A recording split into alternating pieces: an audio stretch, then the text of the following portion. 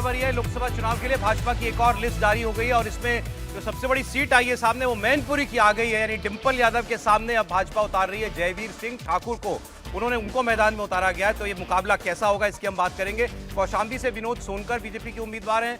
फूलपुर से प्रवीण पटेल को टिकट मिला है और इलाहाबाद से रीता बहुगुणा जोशी का टिकट कट गया है। वहां से नीरज त्रिपाठी को टिकट दे दिया गया है और बलिया से नीरज शेखर को टिकट मिला है। गाजीपुर से पारसनाथ राय को टिकट मिला है और एक टिकट चंडीगढ़ का भी डिक्लेयर हुआ है। चंडीगढ़ से किरण खेर जो मौजूदा सांसद हैं उनका टिकट कट गया है। चंडीगढ़ से संजय टंडन को टिकट मिला। आसनसोल से एसएस आलूवालिया जो हैं वो चुनाव लड़ेंगे। तो ये कुछ बड़ी सीटें जो हैं वो अभी डिक्लेयर हुई हैं। हमारे पॉलिटिकल एडिटर देवेंद्र पराशर जुड़ने जा रहे हैं हमारे साथ। अगर जुड़ेंगे तो मुझे आप तुरंत बताइएगा इस पे मैनपुरी के अलावा किस सीट पर आपकी नजर सबसे ज्यादा है? मैनपुरी की तो बात हम करेंगे। नहीं, देखिए, एक तो ये कि बलिया बहुत कम अंतर से जीती थी और उस सीट पर नीरज शेखर को उतारा गया। हालांकि नीरज शेखर जी के बेटे हैं, चंद्रशेखर जी के बेटे मौजूदा सांसद नीरज शेखर अभी राज्यसभा के सदस्य हैं और ये थोड़ा कम समझ में आने वाली बात थी क्योंकि ये माना जा रहा था और इन दोनों ही सीटों पर यहां नीरज शेखर को कर दिया। जबकि अगर समीकरण के लिहाज से देखें तो ज्यादा बेहतर होता कि कोई राजपूत प्रत्याशी वो अफजाल के खिलाफ गाजीपुर से लड़ता जहां पारसनाथ राय को दिया गया है और किसी भूमिहार ब्राह्मण को टिकट देते वो बलिया की सीट से, क्योंकि मोहम्मदाबाद जो गाजीपुर की थी वो बलिया का हिस्सा बन गई। लेकिन चूंकि नीरज शेखर को अपने पिता की राजनीतिक विरासत चाहिए थी, इसके लिए वो संघर्ष कर रहे थे। वीरेंद्र सिंह मस्त का टिकट कारकर और वीरेंद्र सिंह मस्त बहुत कम अंतर से जीते थे, इसलिए ये दूसरा एक और जो कहे कि बड़े परिवार के लिहाज से जैसे चंद्रशेखर जी के बेटे को दिया गया।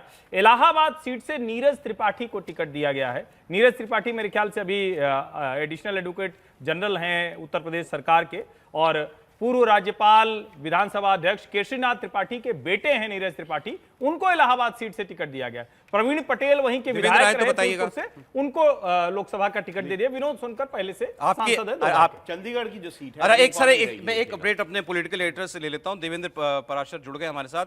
देवेंद्र, जरा बताइएगा इस लिस्ट की हाइलाइट्स क्या रही? और इसमें जो प्रमुख हाइलाइट्स अगर आप देखें तो बलिया गाजीपुर ये दो नज़र आएगा इस हिसाब से कि इस पे पार्टी ने बहुत ज़्यादा मंथन किया है और उस मंथन के बाद पार्टी इस निर्णय पे पहुंची कि बलिया में एक बार फिर से वीरेंद्र सिंह मस्त का टिकट काट के ठाकुर उम्मीदवार को ही उतारा जाए। और ठाकुर उम्मीदवारों की बात करें तो नीरज शेखर के अलावा कोई और वैसा नाम नहीं था। 2-3 नामों पर चर्चा चल रही थी लेकिन पार्टी को ऐसा लगा नहीं जो ठाकुरों के हिसाब से चंद्रशेखर सिंह के बेटे नीरज के समान कोई वैसा कैंडिडेट हो तो उसको दिया जाए। एक पार्टी के सामने बड़ी समस्या ये थी कि पूर्वांचल में आपको एक भूमिहार देना ही देना था और वहां गाजीपुर में या तो आप मनोज सिन्हा के बेटे अभिनव सिन्हा को टिकट देते या फिर किसी दूसरे भूमिहार उम्मीदवार को टिकट देते। तो जो पारसनाथ हैं वो संघ के पृष्ठभूमि से हैं। मनोज सिन्हा का चुनाव ये संभालते रहे हैं। पिछले 7-8 चुनाव जो उन्होंने लड़े वहाँ पे वो उस चुनाव में एक मैनेजमेंट के प्रमुख कड़ी के तौर पे पारसनाथ राय वहाँ पे काम करते रहे हैं और उस हिसाब से भूमिहार कोटे को फिल किया गया। हालांकि ये कितना मजबूत नाम होगा वो चुनाव के नतीजे के हिसाब से पता चलेगा। लेकिन सौरभ, इसमें आप देखें तो जिन नामों को नहीं दिया गया है वो एक दिलचस्प है कि अभी भी पार्टी इस नतीजे पे नहीं पहुंची 10वीं लिस्ट के आने के बाद कि कैसरगंज से बृजभूषण शरण सिंह का टिकट काटा जाएगा या दिया जाएगा। काटा जाएगा तो किसको दिया जाएगा। देवरिया से पार्टी अभी भी इस नतीजे पे नहीं पहुंची कि रमापति त्रिपाठी का टिकट काटा जाएगा तो किसको दिया जाएगा या फिर उनको ही रिपीट कर दिया जाएगा। एक और दिलचस्प सीट रही है कौशाम्बी, जिसको लेके बहुत ज़्यादा पार्टी के भीतर खींचतान थी। ऐसा सोर्सेज के द्वारा कहना था कि उत्तर प्रदेश के डिप्टी सीएम केशव मौर्य बिल्कुल नहीं चाहते कि विनोद सोनकर को वहाँ फिर से रिपीट किया जाए। लेकिन 2014-2019 में 2 बार सांसद रहे विनोद सोनकर। पार्टी ने एक बार फिर से उनके ऊपर भरोसा जताया। तो पार्टी के अंदर अंदरूनी हलचल के हिसाब से देखें तो इस सूची में आपको सबसे दिलचस्प नाम कौशाम्बी वाला नजर आएगा। दूसरा गाजीपुर। जो मैनपुरी में अब जो ये लड़ाई सामने बन गई है जयवीर ठाकुर वर्सेस डिंपल यादव, ये हमें बहुत सोच समझकर कैंडिडेट दिया गया होगा जाहिर है। और सौरभ, तकरीबन 1.5 महीने पहले जब इंडिया टीवी पे हमने ये दिखाया था कि मैनपुरी से जयवीर सिंह को पार्टी उतारना चाहती है तो उस समय ये पार्टी के भीतर तय कर लिया गया था। लेकिन जो सोर्सेज का कहना था कि जयवीर सिंह खुद ये नहीं चाहते कि वो डिंपल यादव के खिलाफ चुनाव लड़ें या मुलायम सिंह यादव से सीधे उनके उस परिवार से उनकी अदावत दिखे, ऐसा वो नहीं चाहते। बीजेपी के सोर्सेज का कहना था। लेकिन आखिरकार पार्टी के द्वारा सख्त शब्दों में उन्हें बताया गया था कि पार्टी ने अगर डिसीजन लिया है तो इस निर्णय को आपको मानना होगा। इस डिसीजन को समझाने में निश्चित तौर पर आप कह सकते हैं कि 1.5 महीना का समय लगा। लेकिन पार्टी को ऐसा लगता है कि मैनपुरी में जयवीर सिंह अगर ठीक तरीके से लड़े और जो कि लड़ेंगे ही, अब जब उम्मीदवारी का ऐलान हो गया तो वो डिंपल के लिए सबसे बेहतर उम्मीदवार बीजेपी की तरफ से हो सकते हैं। मतलब वो सीट को टफ मान रहे हैं, लड़ाई टफ मान रहे हैं, लेकिन छीनी जा सकती है अखिलेश यादव से, डिंपल यादव से।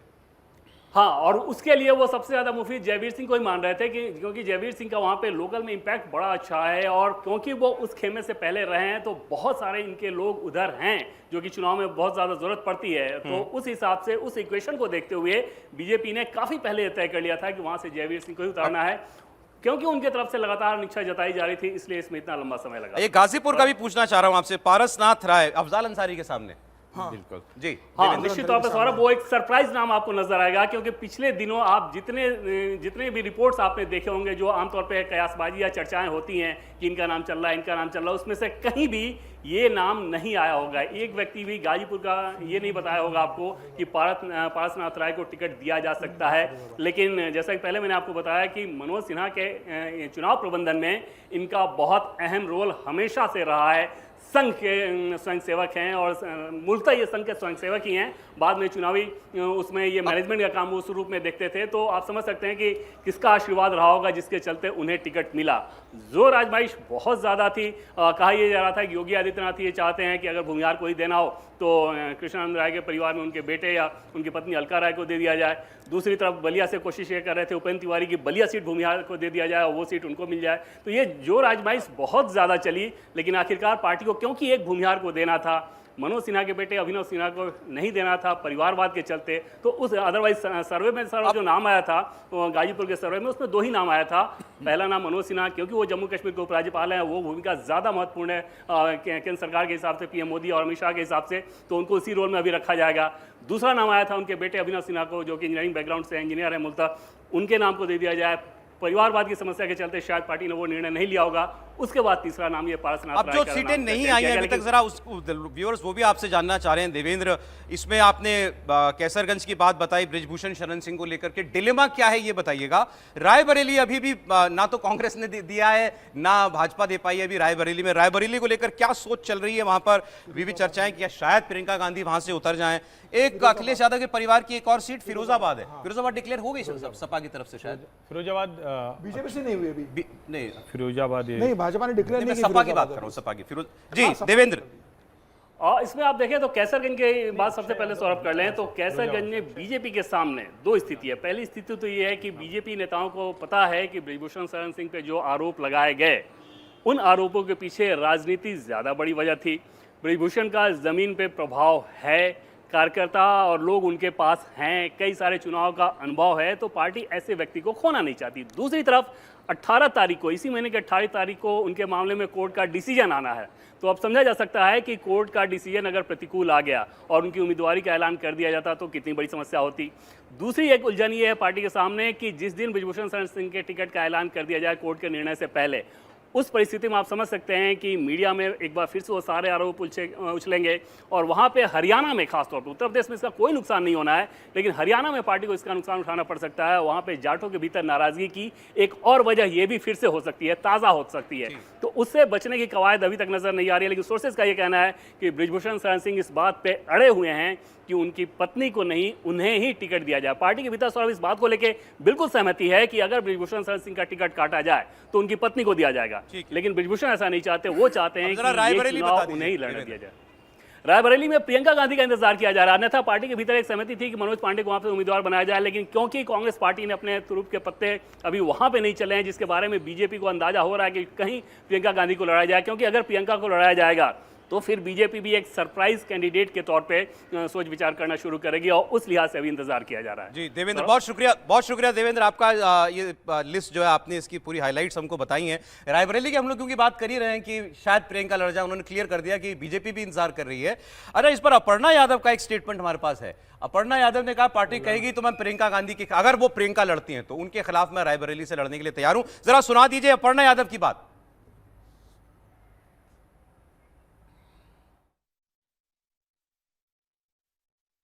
पार्टी जो भी तय करेगी अपर्णा यादव के लिए, मैं पार्टी के साथ हूँ।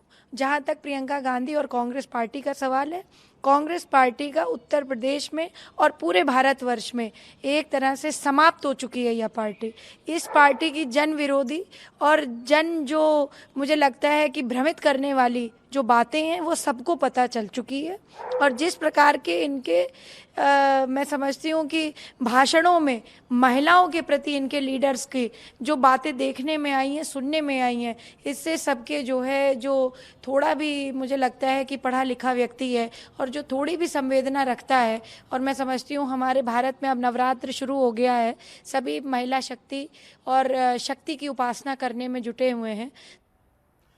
देखिए, और पहले तो अब चूंकि अब डिंपल यादव के सामने टिकट दे दिया है भाजपा ने, लेकिन ये सवाल इनके पास सामने भी था कि क्या ये डिंपल यादव के सामने लड़ेंगी, तो उन्होंने कहा था कि वो बड़ों का सम्मान करती हैं लेकिन पार्टी के हितों से पीछे नहीं हटेंगी। खैर, उस पशुपेश से पार्टी ने इनको बचा लिया है।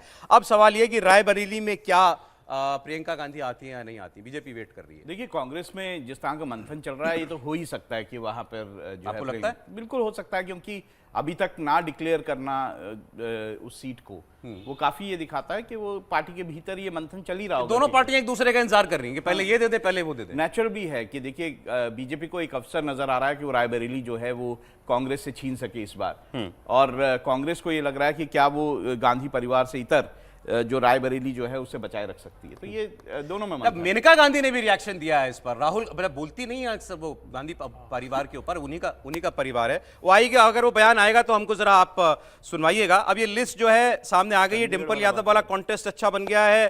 गाजीपुर की सीट बहुत इंपॉर्टेंट होगी। चंडीगढ़ में संजय टंडन, हाँ, ये संजय टंडन जो है वो जो चंडीगढ़ है उसके अध्यक्ष हैं, बीजेपी के राज्य अध्यक्ष हैं। और दूसरा, इनके जो पिता हैं वो बीजेपी से रहे हैं और उन्होंने 6 बार पंजाब में विधानसभा का चुनाव जीता है। अच्छा, तो ये कैंडिडेट तो अच्छे हैं। भाजपा निकालती रही है। पर देखिए, किरण खेर जो हैं वो वहां पे एमपी रही हैं, उनकी तबीयत ठीक नहीं है। और पिछली बार भी ऐसा नहीं है कि चंडीगढ़ कोई आसान सीट है। पिछली बार 46,000 सिर्फ मतों से जीते थे वो चंडीगढ़ को। वो 40 ऐसी सीटों में आता है, बीजेपी की ऐसी सीटों में से जो 50,000 से कम अंतर की टाइट सीट है। और दूसरा, जो मेयर का चुनाव हुआ उसमें जो कुछ हुआ है चंडीगढ़ में, उसके बाद वहां संशय काफी ज्यादा है। जी प्रोफेसर साहब, क्या सोच रहे हैं? रायबरेली है दिमाग में कुछ और? मुझे रायबरेली ही दिमाग में आ रहा है सर। और जो पिछली बार था, आप देखेंगे कि 2014 में जो सोनिया गांधी का जो मार्जिन था, जीत की जो मार्जिन था, वो करीब 3.5 लाख वोट का था। और जो 2019 का मार्जिन है उससे ठीक आधा आकर के हो रहा है, 1,67,000 पे आ रहा है। तो भारतीय जनता पार्टी ने पिछली बार नाको चने चबाना जिसको कहते हैं, सोनिया गांधी को जीत के लिए बहुत मशक्कत करनी पड़ी। लग रहा है कोई नॉन फेस बीजेपी देगी आप? मुझे ऐसा लगता है कि प्रियंका गांधी के सामने किसी न किसी स्टार को ही लाएगी भारतीय जनता पार्टी। इसका अभी ये कौन होगा मैं नहीं जानता, कोई नाम दिमाग में लेकिन मुझे ऐसा लगता है कि कांग्रेस के कैंडिडेट का भारतीय जनता पार्टी को इंतजार है, और कोई न कोई जिसको सरप्राइज कहा जा रहा है, कोई न कोई आपको देखेगा, आपको सरप्राइज करेगा वहां से। क्योंकि 2 चुनाव जो है कार्यकर्ताओं को ही दिया गया है, लेकिन दोनों टक्कर दिए हैं, लेकिन वो पराजित नहीं कर पाए। तो इस बार मुझे ऐसा लगता है कि वहां पर कोई बहुत बड़ा चेहरा आएगा। अरे हम लोग ये बात कर चुके हैं कि कांग्रेस शायद वेट कर रही है तो भाजपा अपना उम्मीदवार दे दे, और राहुल गांधी भी पलट के आएंगे अमेठी। देखिए, राहुल गांधी के लिए नॉमिनेशन में समय, वायनाड को लेकर के बहुत बड़ी दिलचस्पी ये है, क्योंकि कांग्रेस के ही अंदर ये मंथन शुरू हो गया है कि क्या कहीं ऐसा तो नहीं कि हम वहां हार जाएं। ना, वायनाड कैसे हार जाएंगे? ऐसा नहीं है कि देखिए, चुनाव के लिए एक बात बताएं, कभी नहीं किसी ने सोचा था कि माधवराव सिंधिया जो है वो ग्वालियर में अटल बिहारी वाजपेयी को हरा देंगे या हेमंती नंदन बहुगुना हार जाएंगे। ऐसा कभी किसी ने सोचा नहीं था। चुनाव इतने वो ठीक है, लेकिन जैसे पिछली बार इनको अमेठी में आभास हो गया था कि हार जाएंगे राहुल गांधी, तो वायनाड साथ चले गए थे। इस बार उनको वायनाड पता होगा ना कैसा है हमारे लिए। नहीं, मुझे लगता है कि न राहुल गांधी अमेठी लौट के आ रहे हैं, न प्रियंका गांधी रायबरेली से सीट जो सोनिया गांधी ने खाली वहां से चुनाव लड़ेंगे।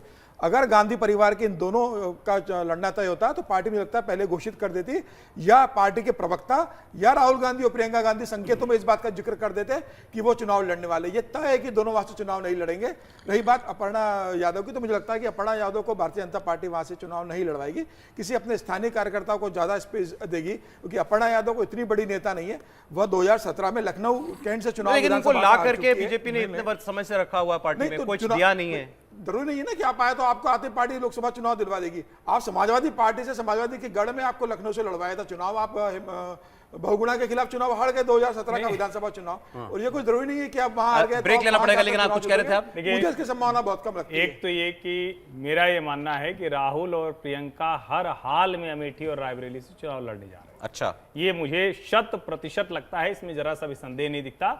वायनाड की वोटिंग खत्म हो जाएगी, राहुल जी उधर से लौट के इधर आ जाएंगे, अमेठी से पर्चा भरेंगे, प्रियंका रायबरेली से भरेंगी। नंबर 1, मनोज पांडे का नाम था, चूंकि ऊंचाहार से लगातार समाजवादी पार्टी के विधायक रहे, मजबूत नेता है, वहां की स्थिति भी ठीक है। लेकिन ये सच है कि प्रियंका आएंगी तो चुनाव का लेवल बदल जाएगा, परसेप्शन बदल जाएगा, तो कोई बड़ा प्रत्याशी घोषित कर सकती है। और एक बात मैं कहूंगा, अपर्णा को लेकर ये शायद चर्चा ज्यादा होती है, क्योंकि वो मुलायम सिंह के एक बेटे की बहू है, मतलब उस तरह से उनकी पत्नी है, तो लेकिन कोई पोटेंशियल बहुत नहीं है अपर्णा के अंदर, कोई ऐसा पॉलिटिकल पोटेंशियल नहीं है। कभी शिवपाल जी के जाके पैर छू लेना, जब आएंगे तो बड़ी चर्चा में थी। नहीं, चर्चा सिर्फ इसीलिए थी, आप किसी के घर से गौशाला में जा रही हैं, योगी जी की तारीफ कर रही हैं, घर से तोड़ के लाते हैं तो पोटेंशियल है। ऐसा थोड़ी ना रायबरेली से लड़के चुनाव जीत जाएंगे, न तो कोई आधार है और न भारतीय जनता पार्टी का ही होता है, तो आप हम सब नहीं, ऐसा नहीं।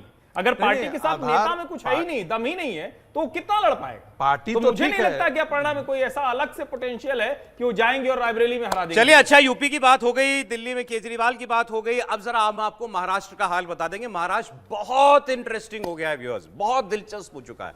अच्छा, कल राज ठाकरे ने यह ऐलान किया, चर्चा चल रही थी कि राज ठाकरे इधर आएंगे, एनडीए वो कह रहे हैं मैं साथ दूंगा मोदी का, ये तो उन्होंने क्लियर कर दिया, लेकिन अपनी पार्टी का विलय नहीं करूंगा भाजपा में, जो उनसे पहले कहा जा रहा था।